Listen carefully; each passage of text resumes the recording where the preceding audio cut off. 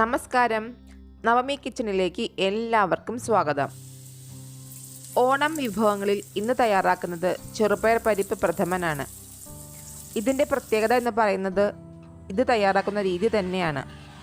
ഇതിൽ നല്ലപോലെ തേങ്ങാപ്പാലും ആവശ്യത്തിന് മധുരവും നെയ്യിൽ വറുത്തെടുത്ത തേങ്ങാക്കൊത്തും കശുവണ്ടി പരിപ്പും ഉണക്കമുന്തിരിയും എല്ലാം പാകത്തിന് വേണം. അതുപോലെ തന്നെ സമയമെടുത്ത് വരട്ടി തയ്യാറാക്കുന്ന പരിപ്പ് പ്രഥമൻ്റെ രുചി പറഞ്ഞറിയിക്കാൻ പറ്റില്ല. അപ്പോൾ വളരെ രുചികരമായിട്ടുള്ള പരിപ്പ് പ്രഥമൻ, അതായത് പരിപ്പ് പായസം എങ്ങനെ ഉണ്ടാക്കാമെന്ന് കണ്ടു നോക്കാം. പരിപ്പ് പ്രഥമൻ തയ്യാറാക്കാൻ വേണ്ടി ഇവിടെ 500 ഗ്രാം ചെറുപയർ പരിപ്പാണ് എടുത്തിരിക്കുന്നത്. പരിപ്പിൻ്റെ ഇരട്ടി തൂക്കത്തിന് വേണം ശർക്കര എടുക്കാൻ. ഇവിടെ 1 കിലോഗ്രാം ശർക്കര എടുത്തിട്ടുണ്ട്. ഇതുപോലത്തെ ഉണ്ട ശർക്കരയാണ് പ്രഥമന് നല്ലത്. ഇനി അച്ചുവെല്ലമാണ് ഉപയോഗിക്കുന്നതെങ്കിൽ വെളുത്തത് എടുക്കരുത്, കാരണം പായസത്തിന് നിറം കിട്ടൂല. അതുപോലെ തന്നെ ഉപ്പ് രസമുള്ള ശർക്കര എടുക്കാതിരിക്കാനും ശ്രദ്ധിക്കണം. ഇനി ഈ ശർക്കര 1/2 ലിറ്റർ വെള്ളം ചേർത്ത് ഉരുക്കി അരിച്ചെടുത്ത് വയ്ക്കണം. ശർക്കരയിലുള്ള കല്ലും അഴുക്കുമൊക്കെ പോകുന്നതിന് വേണ്ടിയിട്ടാണ് അരിച്ചെടുക്കുന്നത്. ഇനി വേണ്ട പ്രധാന ചേരുവ തേങ്ങയാണ്. ഇവിടെ ഞാൻ 4 മീഡിയം സൈസിലുള്ള തേങ്ങ ചിരവിയെടുത്തിട്ടുണ്ട്. വലിയ തേങ്ങയാണെങ്കിൽ 3 എണ്ണവും ചെറുതാണെങ്കിൽ 5 എണ്ണവും എടുക്കണം. തേങ്ങാപ്പാലിലാണ് ശരിക്കും പ്രഥമന് രുചിയിരിക്കുന്നത്. അതുകൊണ്ട് ആവശ്യത്തിന് തേങ്ങാപ്പാലെടുക്കാൻ ശ്രദ്ധിക്കുക. ഞാനിപ്പോൾ ഇതിൽ നിന്നും 3-ാം പാലും 2-ാം പാലും 1-ാം പാലും എടുത്തു വയ്ക്കുന്നുണ്ട്. ഇനി വറുത്തിടാൻ ആവശ്യമായ ചേരുവകൾ നോക്കാം. തേങ്ങാക്കൊത്ത് ഇത് വളരെ ചെറുതായി അരിഞ്ഞെടുത്തതാണ്. ഇതൊരു 1/4 കപ്പുണ്ട്. നല്ല വിളഞ്ഞ തേങ്ങ വേണം ഇതിനെടുക്കാൻ വേണ്ടിയിട്ട്. ഞാനിവിടെ അണ്ടിപ്പരിപ്പ് 2ആയി പൊളിച്ചത് 40 ഗ്രാം എടുത്തിട്ടുണ്ട്. നിങ്ങളുടെ ആവശ്യത്തിനനുസരിച്ച് ഇതിൻ്റെ അളവിൽ മാറ്റം വരുത്താം. ഉണക്കമുന്തിരി അഥവാ കിസ്മിസും 40 ഗ്രാം എടുത്തിട്ടുണ്ട്. ഇനി വേണ്ടത് നറുനെയ്യാണ്. 4 ടേബിൾ സ്പൂൺ നെയ്യ് എടുത്തിട്ടുണ്ട്. പായസത്തിൽ ചേർക്കാൻ വേണ്ടി 5 വലിയ ഏലക്കായും ഒരു ചെറിയ കഷ്ണം ചുക്കും ചട്ടിയിലിട്ടൊന്ന് ചൂടാക്കിയ ശേഷം 2 ടേബിൾ സ്പൂൺ പഞ്ചസാരയും ചേർത്ത് പൊടിച്ചെടുത്തതാണിത്. പരിപ്പ് പ്രഥമൻ തയ്യാറാക്കാൻ വേണ്ടി ആദ്യം പരിപ്പൊന്ന് വറുത്തെടുക്കാം. അതിനുവേണ്ടി ഒരു ഉരുളി അടുപ്പത്ത് വയ്ക്കാം. ഉരുളി ഒന്ന് ചൂടായ ശേഷം അതിലേക്ക് പരിപ്പ് ഇട്ട് കൊടുക്കാം.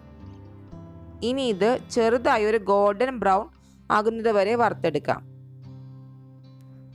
പരിപ്പിൻ്റെ വറവ് കൂടിക്കഴിഞ്ഞാൽ അത് വെന്ത് കിട്ടാൻ ബുദ്ധിമുട്ടായിരിക്കും. അതുപോലെ തന്നെ പരിപ്പിൻ്റെ വറവ് കുറഞ്ഞു പോയാൽ പരിപ്പ് പായസത്തിന് നല്ല നിറം കിട്ടൂല. ഇപ്പം നല്ല മണം വന്നു തുടങ്ങിയിട്ടുണ്ട്. പരിപ്പ് ഇവിടെ നിറം മാറി വരുന്നുണ്ട്.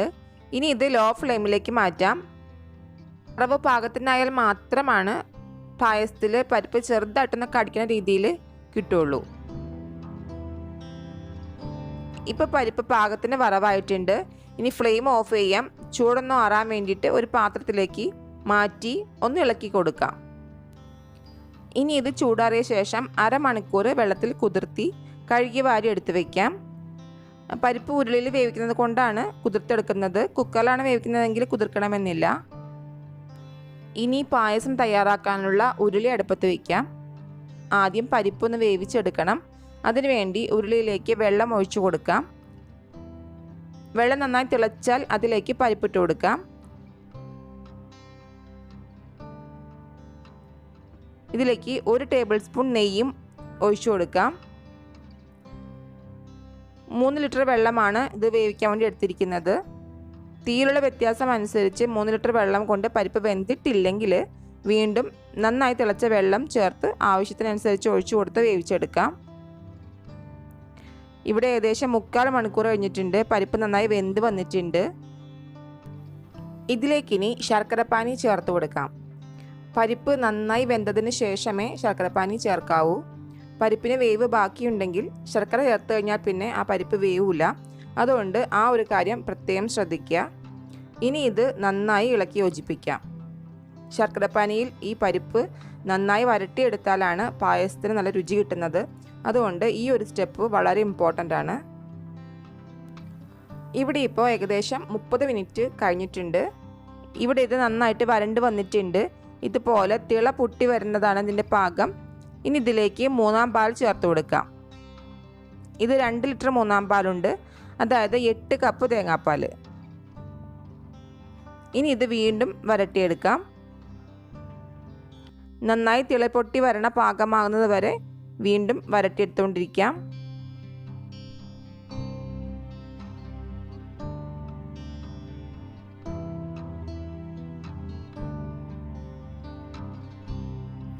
ഇപ്പോൾ ഇനി ഇതിലേക്ക് രണ്ടാം പാൽ ചേർത്ത് കൊടുക്കാം.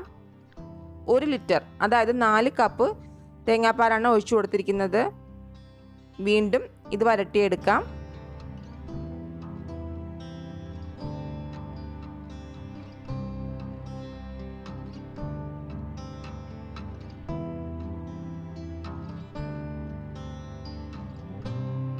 നമ്മൾ ഇതുവരെ ഫുൾ ഫ്ലെയിമിലാണ് ചെയ്തുകൊണ്ടിരുന്നത്. ഇനി നമുക്കിത് മീഡിയം ടു ഹൈ ഫ്ലെയിമിലേക്ക് മാറ്റി ഇത് വരട്ടിയെടുക്കണം.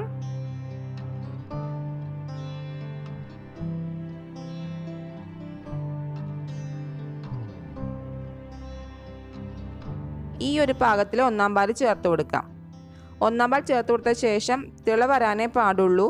അതുകൊണ്ട് നമുക്ക് പായസത്തിന് വേണ്ട ഒരു കൺസിസ്റ്റൻസി കറക്റ്റായ ശേഷം വേണം ഒന്നാം പാൽ ചേർക്കാനായിട്ട്. ഇവിടെ 1/2 ലിറ്റർ, അതായത് 2 കപ്പ് ഒന്നാം പാലാണ് ചേർത്തിരിക്കുന്നത്. പാൽ ചേർത്ത് കൊടുത്ത ശേഷം കൈ എടുക്കാതെ ഇളക്കി കൊടുത്തുകൊണ്ടിരിക്കുക.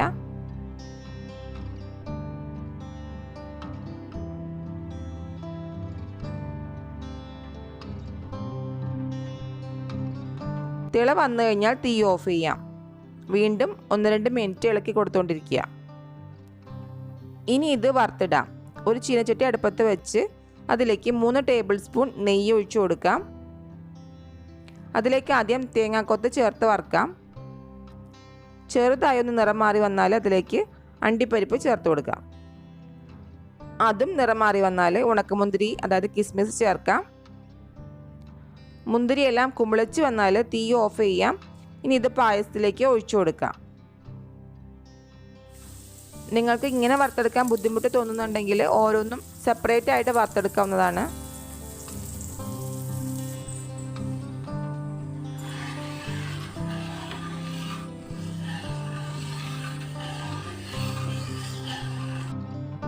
ഇതാണിപ്പോൾ നമ്മുടെ പരിപ്പ് പ്രഥമൻ്റെ പരുവം. ഇനി ഇത് ചൂടാറുമ്പോൾ ഒന്നുകൂടെ ഒന്ന് കുറുകും. ഇനിയാണ് ഇതിലേക്ക് നമ്മൾ പൊടിച്ചു വച്ചിരിക്കുന്ന ചുക്കും ഏലക്കായും ചേർത്ത് കൊടുക്കേണ്ടത്. നന്നായി ഒന്ന് ഇളക്കി യോജിപ്പിക്കാം. ഈ പൊടികൾ ചേർത്ത ശേഷം തിളപ്പിച്ചാൽ ഇതിൻ്റെ ഫ്ലേവർ കൃത്യമായിട്ട് പായസത്തിന് കിട്ടൂല. അതുകൊണ്ട് ഏറ്റവും ലാസ്റ്റ് വേണം ഇത് ചേർത്ത് കൊടുക്കാൻ വേണ്ടി. ഇപ്പോൾ നമ്മുടെ പരിപ്പ് പ്രഥമൻ റെഡി ആയിട്ടുണ്ട്. ഇത് ഏകദേശം 3 ലിറ്റർ പായസം ഉണ്ടാകും. 1 ലിറ്റർ 8 പേർക്ക് എന്ന കണക്കിൽ 24 പേർക്ക് സെർവ് ചെയ്യാൻ പറ്റും. പായസം തയ്യാറാക്കാനായിട്ട് ഇവിടെ ഏകദേശം 2.5 മണിക്കൂർ സമയം എടുത്തിട്ടുണ്ട്. ചൂടാറിയ ശേഷം ഈ കൺസിസ്റ്റൻസിയിൽ വേണം നമുക്ക് പായസം കിട്ടാൻ. രുചിയേറിയ ഈ പരിപ്പ് പ്രഥമൻ എല്ലാവരും ഓണത്തിന് ട്രൈ ചെയ്ത് നോക്കുമെന്ന് വിശ്വസിക്കുന്നു. വീഡിയോ ഇഷ്ടമായിട്ടുണ്ടെങ്കിൽ ലൈക്ക് ചെയ്യാനും ഷെയർ ചെയ്യാനും മറക്കല്ലേ. ആദ്യമായി കാണുന്ന കൂട്ടുകാർ ചാനലൊന്ന് സബ്സ്ക്രൈബ് ചെയ്ത് ഞങ്ങൾ സപ്പോർട്ട് ചെയ്യണേ. വീണ്ടും പുതിയൊരു വീഡിയോയുമായി വരാം. അതുവരേക്കും ബൈ. Thank you.